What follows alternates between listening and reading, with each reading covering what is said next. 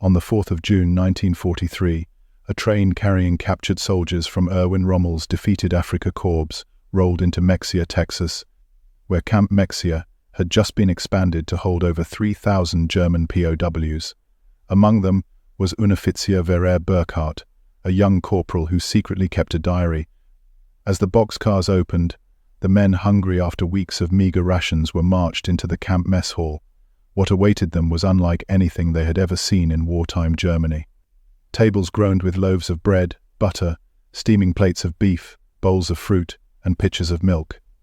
According to Burkhardt's entry that evening, the Americans must be lying to us. No nation at war could possess such abundance. For soldiers raised on watery cabbage soup and ration cards that barely sustained their families, the shock was profound. Back home, Nazi propaganda had insisted that America was collapsing under shortages and strikes. Yet here, even behind barbed wire, they ate better than civilians in Hamburg or Berlin, where daily rations in 1943 had dropped to just 1,200 calories per person. At Camp Hearn in Texas, similar scenes unfolded, with POWs astonished to receive coffee, pork, and white bread luxuries their families had forgotten. Some prisoners even gained weight in captivity, prompting German doctors after repatriation in 1946 to note that many ex-POWs returned healthier than when they had been captured. Many whispered that if this was how the enemy treated captives, Germany could never win. Years later, historians confirmed consistent testimony across camps in Texas, Louisiana, and Oklahoma, all part of the vast United States system that held 425,000 German POWs. For countless soldiers, their first serious doubts about Hitler's promises began not on the battlefield, but over a tray of pork chops and mashed potatoes in an American dining hall. On May 29, 1943, the first large transport of German prisoners captured in North Africa, nearly 1,500 men from Rommel's Afrika Korps, arrived at Camp Shelby, Mississippi, one of more than 500 POW camps built across the United States. Expecting beatings or execution, the men stepped cautiously from the train. Nazi propaganda had drilled into them that Americans were brutal, that surrender meant starvation and humiliation. Yet what they encountered was the opposite. Guards issued them fresh uniforms stamped PW, boots to replace worn sandals from the desert, and warm blankets. Medical officers inspected wounds and offered treatment, even to men who had fought fiercely against them only weeks earlier at Tunis and Bizerte. Instead of being paraded through streets as trophies, they were quietly escorted into barracks equipped with bunks, showers, and heating. Corporal Wilhelm Schuster, captured at the Battle of Medellin, later wrote in a 1947 memoir that he could not believe the discipline of the American sentries. They treated us not as animals, but as soldiers who had simply lost. For men who had seen how the Third Reich starved 3 million Soviet POWs by 1943, this humane treatment was disorienting. Reports from camps like Camp Swift in Texas and Camp Atterbury in Indiana confirm that guards often went so far as to share cigarettes or small jokes with prisoners. Many POWs recalled that the strictest punishment they faced was boredom, not cruelty, a contrast so stark it haunted their sense of loyalty to Hitler. Historians note that among the 425,000 Germans held in America, the shock of dignity proved more powerful than any leaflet or Allied radio broadcast. It was here, behind barbed wire, that thousands began to wonder whether they had been fighting for the wrong side all along, and whether their enemy might in fact hold the moral high ground. On the 1st of August, 1943, a group of 2,300 German POWs captured in Sicily arrived at Camp Atterbury, Indiana, after a long train ride from the East Coast. Many of them had last seen their homes in ruins. Hamburg had just been devastated by Operation Gomorrah, where Allied firebombing killed over 37,000 civilians and left hundreds of thousands homeless. Expecting to find rough barracks or open stockades, they were stunned to be marched into orderly compounds with heated wooden huts, hot showers, electric lighting, and even infirmaries stocked with medicine. Diaries recovered later described the moment as entering another world.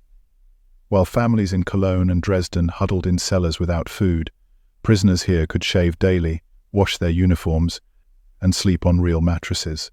Some camps, like Camp Atterbury and Camp Mexia in Texas, went further, building libraries, orchestras, and even theaters where prisoners staged concerts.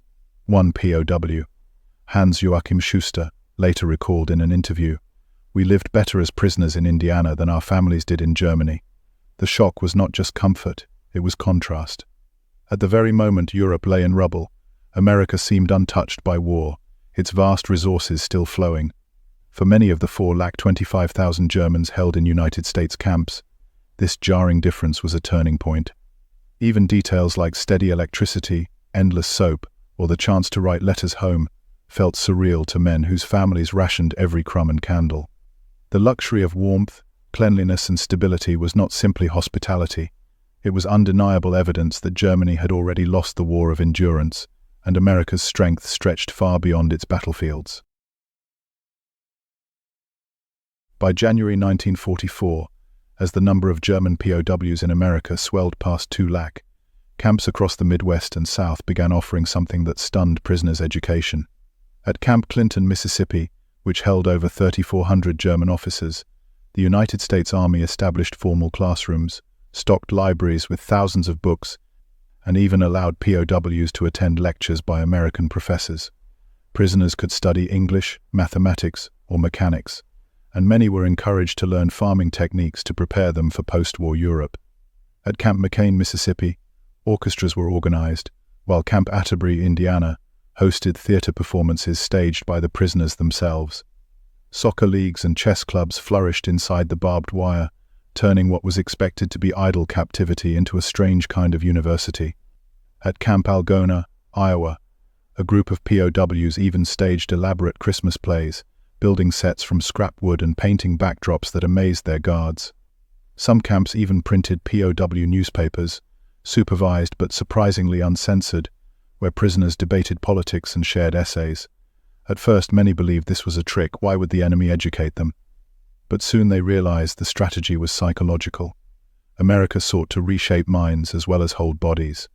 One officer, Major Georg Gertner, later recalled that he learned more practical knowledge in Mississippi than during years of Nazi indoctrination back home.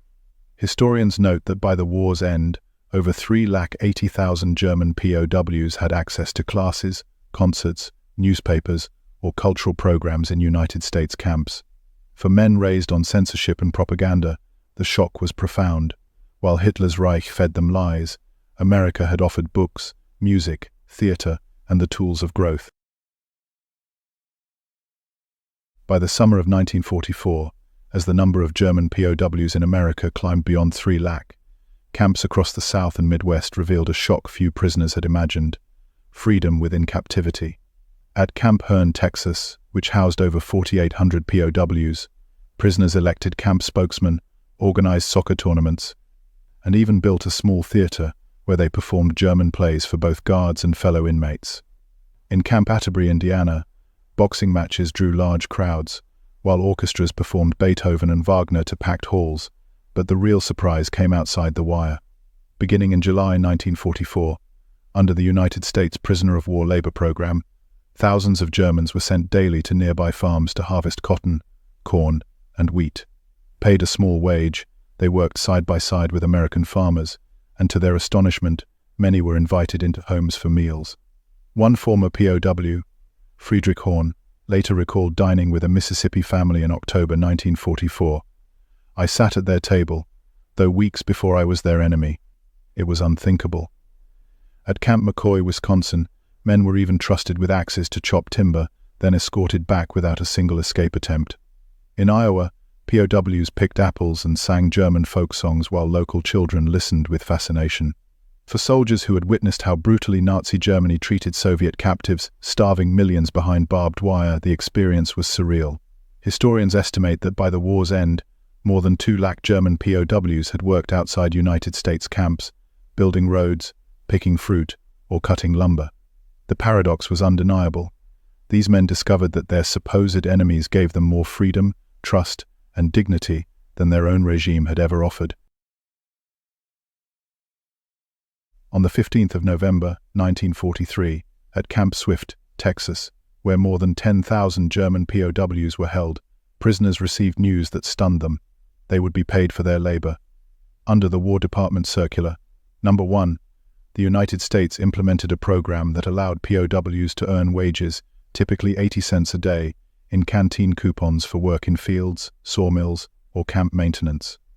To men who had expected chains and starvation, the sight of fellow prisoners buying cigarettes, chocolate, or magazines in camp stores was surreal.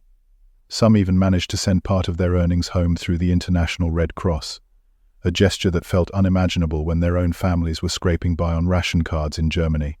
By summer 1944, entire groups of POWs, such as those at Camp McAllister, Oklahoma, worked long days, chopping timber or harvesting cotton, often side by side with American civilians.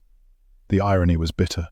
Nazi Germany had enslaved millions of Soviet and Polish captives without pay, yet here, in enemy territory, German soldiers themselves received dignity through honest wages. One diarist, Gefreiter Karl-Heinz Stumpf, recorded in March 1944 that he bought his first bar of American soap and smoked like a free man. Historians later confirmed that across the United States, more than 2 lakh German POWs participated in labor programs, earning small but symbolic wages. For many, it was not the money itself that shocked them. It was the realization that America offered its enemies a measure of fairness Germany had denied to millions.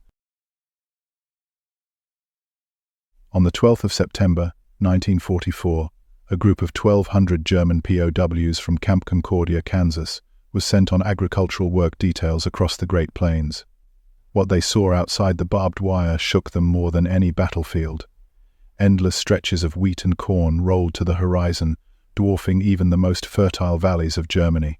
Freight trains, some stretching over 100 cars long, thundered past daily, carrying grain, coal, and steel, with a speed and scale few had imagined possible. At the nearby Boeing plant in Wichita, POW laborers glimpsed assembly lines producing B-29 superfortresses, each capable of delivering destruction on a scale they could barely comprehend. Nazi propaganda had painted America as decadent, weak, and racially divided, but here, in the heartland, they saw factories running night and day, neon-lit towns bustling with shops, and highways lined with trucks hauling endless supplies.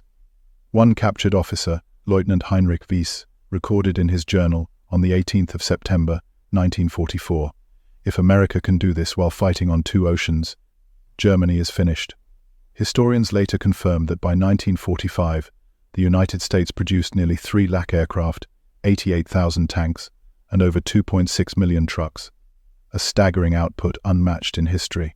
For the 4,25,000 German POWs scattered across America, this realization was perhaps the most crushing shock of captivity. The war, they concluded, had not been lost in Stalingrad or Normandy, but in the unstoppable industrial might of a nation that seemed to have no limits. On the 24th of December, 1944, just outside Algona, Iowa, a group of 300 German POWs from Camp Algona was escorted to nearby farms to help with the winter harvest. For many, it was the first time they came face to face with ordinary Americans beyond the guards. What they expected was hostility. What they found instead was kindness. Farmers' wives offered them hot coffee, children shyly handed over Christmas cookies, and in some cases POWs were even invited to join family dinners. One former soldier, Gefreiter Karl-Heinz Langer, later recalled in an interview that being asked to sit at an American table on Christmas Eve broke him more than any interrogation. "I had been told these people were beasts, yet they treated me better than our officers ever had." Similar encounters happened across the country. At Camp Hearn, Texas, POWs performed in a community theater production in February 1945, attended by hundreds of locals who applauded them as artists rather than enemies. In Colorado's Camp Trinidad, guards allowed POW musicians to play at town events, where civilians clapped along to German folk songs. Out of the 4,25,000 German POWs held in the United States, thousands wrote home about this unexpected humanity, often filtered through Red Cross letters. Historians later noted that these civilian interactions shattered Nazi propaganda more effectively than lectures or leaflets. For many POWs, the true revelation of captivity was not America's tanks or factories, but the unsettling warmth of its people, a kindness that forced them to question who the real enemy had been all along. By the spring of 1944, when the first major groups of captured Germans arrived at Camp McCain, Mississippi, and Camp Hearn, Texas, the cracks in Nazi propaganda began to widen.